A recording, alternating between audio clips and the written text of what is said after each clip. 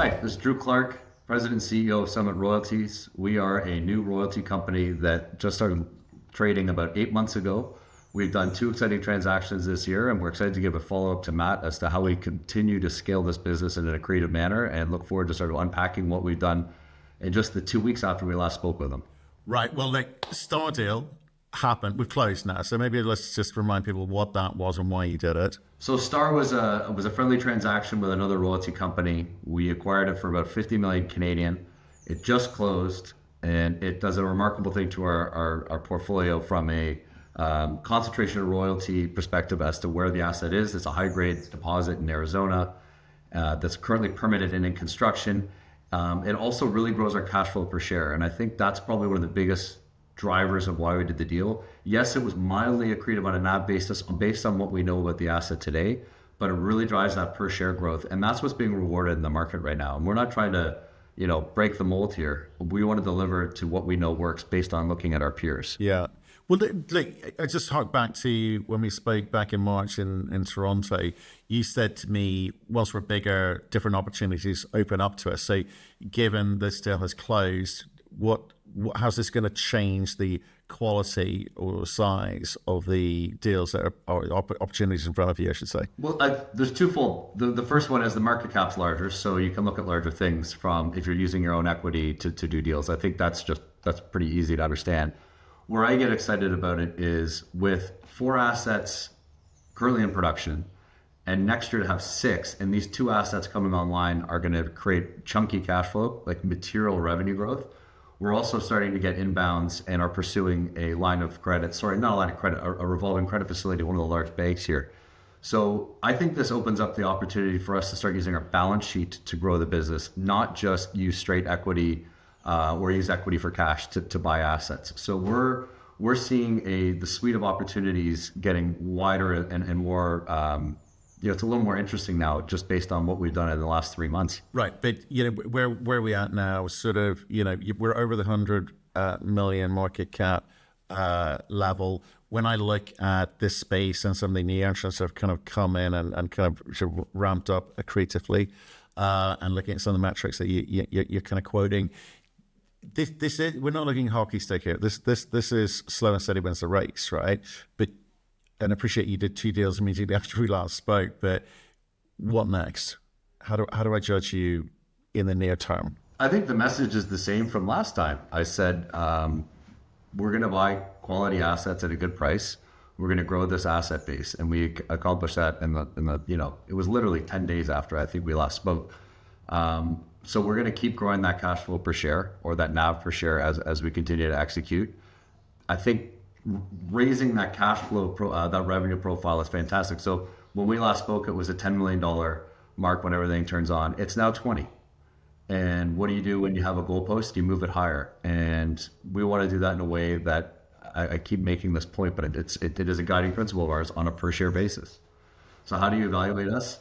The per share value, the value proposition is better today than it was when we last spoke, and we need to close that gap. Okay, so scale obviously reduces cost of capital, is what I'm hearing. You're obviously haven't had much time to obviously let that kind of infuse into the company, but let's say that is true, and let's say you do get access to capital for deals if you come across them. What are you targeting?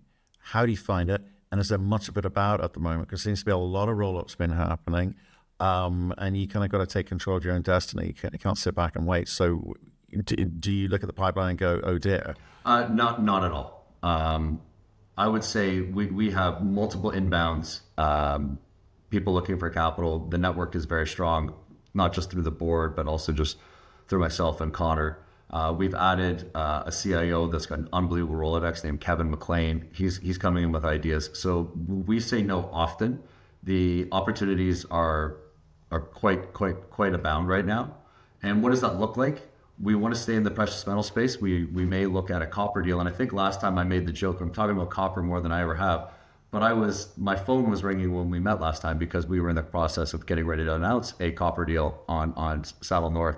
That's owned by Newmont. So with the discounted valuation we're trading at and the cash flow per share growth that we're representing to the market, we think we've got a wide range of opportunities we can look at. And that's kind of informed by two things. One, when you're trading at a discount to your peers, I think your opportunity set is larger, because if you're trading at 1.5 times NAV and you've got, big funds saying we own you and you traded a premium because of XYZ, you can't rock the boat. We think we have the ability to look at development assets and producing assets with a lot of vigor. And, I think you can expect to see us continue to execute on this. I mean, it's been a busy year and it looks like, next year's not going to be any different. I know, but I hear you, but when you kind of get markets like we're in right now, where, gold's come off, I think copper maybe is holding its own at the moment, silver's come off. How does that affect your decision making? How does it affect the valuations of companies? Because expectations have been set. You don't want to overpay. You want to spend your money wisely. As you say, you've got metrics by which you'll be judged. So, and I appreciate everyone says they've kind of got inbounds, and everyone says we know the space well.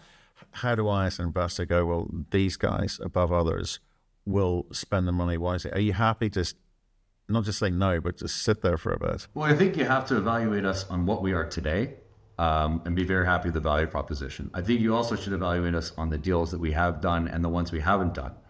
So there's a flurry of activity in the last sort of 14 months when we did our first deal with IAM Gold that makes it look like we're just buying everything. That's what we've closed on. There's probably over $250 million US worth of deals we haven't done. So I think it's important to know that we have been disciplined, and we do everything in the context of what our multiple is at and what we're buying. So as big shareholders, like we own, 12% of the company as a management team. We are very well aligned, but we're also cognizant of the fact that I think we touched on it last time, that scale matters. And if you want to drive that premium multiple, you have to get bigger. You have to show that you can grow creatively. Otherwise, why do you exist? Yeah, but also likewise, there are periods where royalty companies grow because the momentum and general sentiment. You're saying that the numbers matter to you as reasonable sized shareholders in the company. So let me come at you with one thing. Okay, I think in the presentation you talk about you having one of the highest forecast geo growths amongst all royalty companies. That's at one moment in time. I'm talking about the ability to sustain that growth profile. And sort of, and I'm wondering, what are the assumptions, not hopes, but assumptions that underpin that forecast going forwards? Do you know what I mean? I need some sort of robustness to this rather than the theory of how I build a royalty company. So, and I love that question because you're pointing in a great direction for me.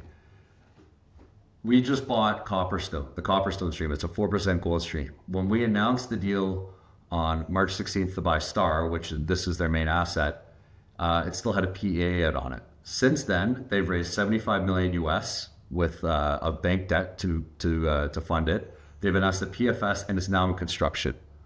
So the two pillars of growth are Copperstone and Pittengi, and we'll talk about Pittengi in a second. So that is now in production. So that growth I'm representing is on a 4% gold stream that is going to be in production next year. That is low risk growth. The other asset within that portfolio of growth that we talked about was Pittengi.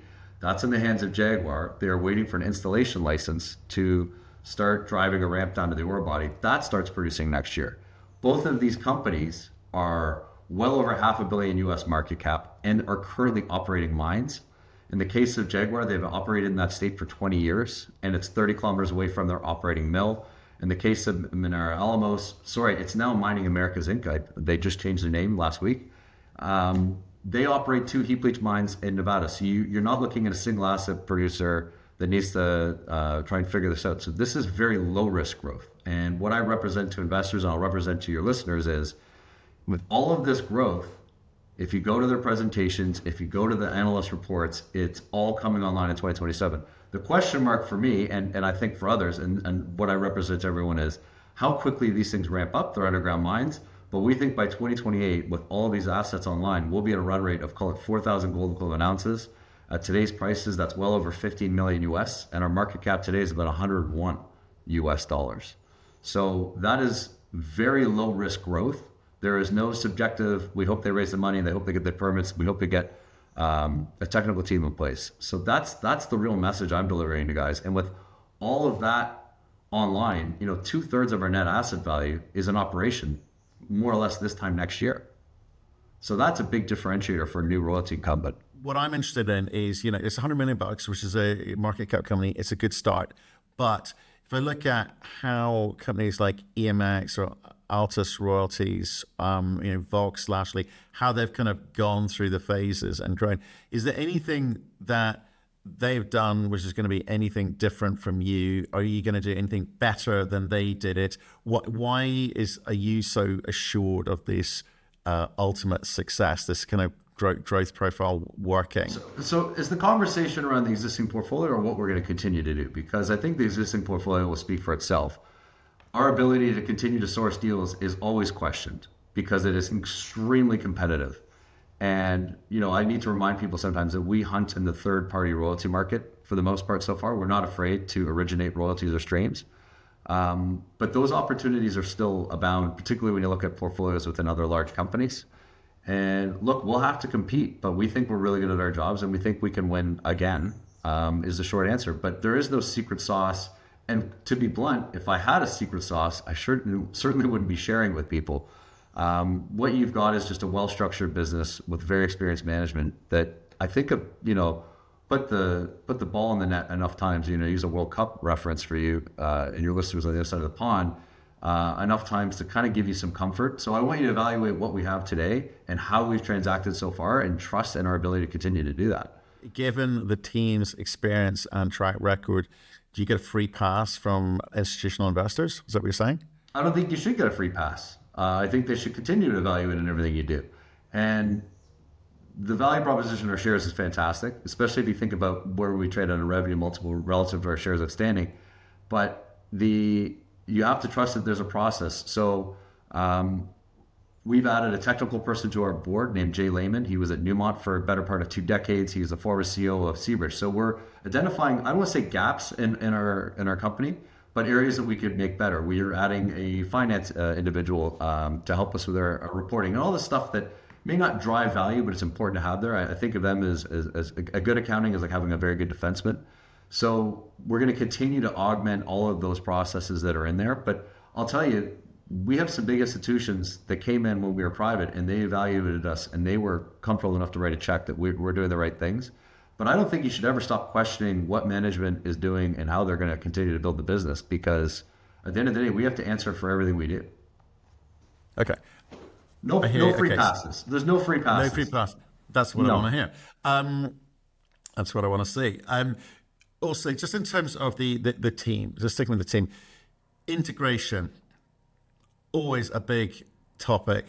How's that going? Has it started? What does it actually eventually mean in terms of your overheads? So the overhead will go up slightly. Our CIO does not take a salary. He is extremely overqualified for what he's being paid.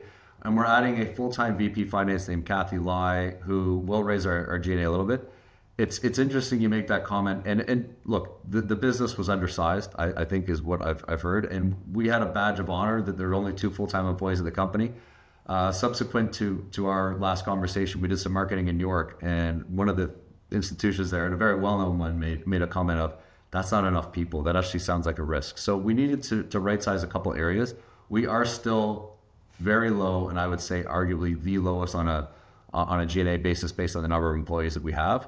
But yeah, the run rate will come up a little bit, but the revenue is there to justify bringing in, effectively one more full-time person and a board member. We don't pay our board. So it's going to be Connor, Kathy, and I from a full-time perspective, along with Kevin McLean going forward. Great. Brilliant. Okay. I appreciate the interview. It feels like a growing royalty company rather than a royalty company launch here. So keep doing your thing. Okay. Yeah. Thanks for the time.